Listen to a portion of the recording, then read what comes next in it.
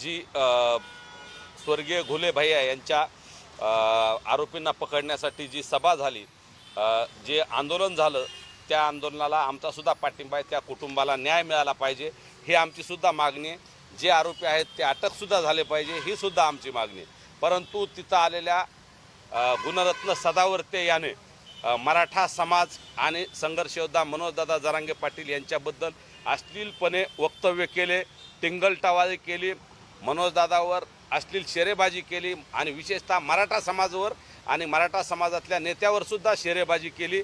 त्या घटनेचा आम्ही सर्वप्रथम जाहीर निषेध करतो आणि सदावर्तेनं मराठा आणि ओबीसी, मराठा आणि वंजारी वाद लावण्याचा प्रयत्न केला आहे, महाराष्ट्रातली शांतता भंग करण्याचा प्रयत्न केला आहे। त्यामुळं त्याच्यावर गुन्हा दाखल झाला पाहिजे आणि त्याला महाराष्ट्रातून तडीपार केलं पाहिजे। या मागणीचं निवेदन, या मागणीचा गुन्हा दाखल करण्यासाठी आज आम्ही शिवाजीनगर पोलीस स्टेशन बीड येथे आलेलो आहोत आणि पोलीस निरीक्षक साहेबाला आम्ही त्याच्यावर कठोरात कठोर कलम लावून पुन्हा असे प्रकार होणार नाहीत यासाठी आम्ही मागणी केली।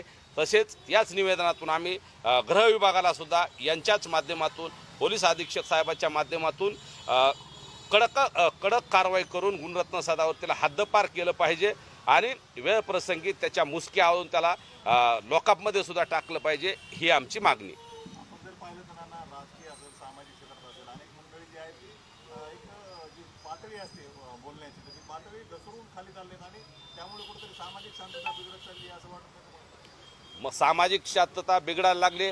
बऱ्याच लोकांना मराठा आणि ओबीसी वाद लावायचा आहे, त्यातून त्यांचा राजकीय स्वार्थ साधायचा आहे आणि त्याच्यामुळे हे सगळं चाललंय।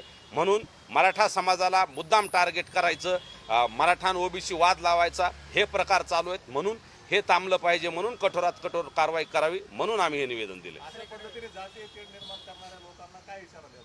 जातीय तेढ निर्माण करणाऱ्यावर कठोरात कठोर कारवाई झाली पाहिजे आणि जातीत भांडणं लावून राजकीय स्वार्थ कोणी साधू नये ही सुद्धा आम्ही मागणी केली। सदावर्ते असतील किंवा असे काही वाचा विरत या समाजात ते जाणून बुजून मराठा समाज आणि मनोजदादाला अतिशय खालच्या भाषेत बोलत असतात, त्यांच्यावर कारवाई झाली पाहिजे ही आमची मागणी।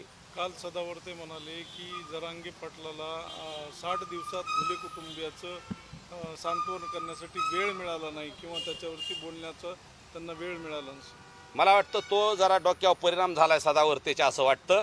पहिल्याच दिवशी मनोजदादांनी त्या कुटुंबातल्या न्याय मिळाला पाहिजे ही भूमिका तुमच्या सगळ्यासमोर मांडली।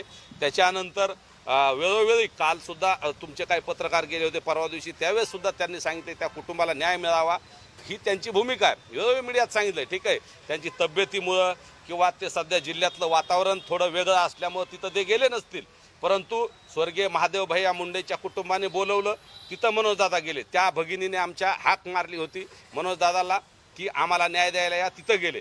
जे जे बोलवतील नाव घेऊन मनोजदादाला तिथं जातात। या जर कुटुंबाने भविष्यात बोलवलं तर मनोजदादांची त्यांना गरज लागली आणि जर तिथं बोलवलं तर मनोजदादा तिथंसुद्धा जातील।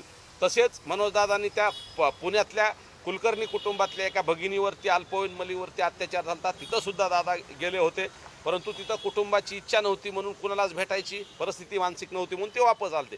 त्याच्यामुळे इथंही तसा प्रकार होऊ नये म्हणून दादा तिथं गेले नाहीत। जर बोलावणं आलं तर नक्की किंवा त्यांचा काही त्यांनी मीडियातून आवाहन केलं तरी दादा तिथं जातील हा मला विश्वास आहे। तसेच मालेगावची घटना असेल किंवा जिथं जिथे अन्याय होईल तिथं मनोजदादा जात असतात। स्वर्गीय संतोष भाईच्या तिथंसुद्धा कुटुंबाने आवाहन केल्यानंतर गेलेले आहेत। त्याच्यामुळं भविष्यातही जिथं कुठं अन्याय होईल तिथं मनोजदादा हमेशा जातात। त्याच्यामुळं सदावर्तेने असं चुकीचं वक्तव्य करण्यापेक्षा अगोदर सगळी स्वतःची मानसिक तपासणी करून घ्यावी।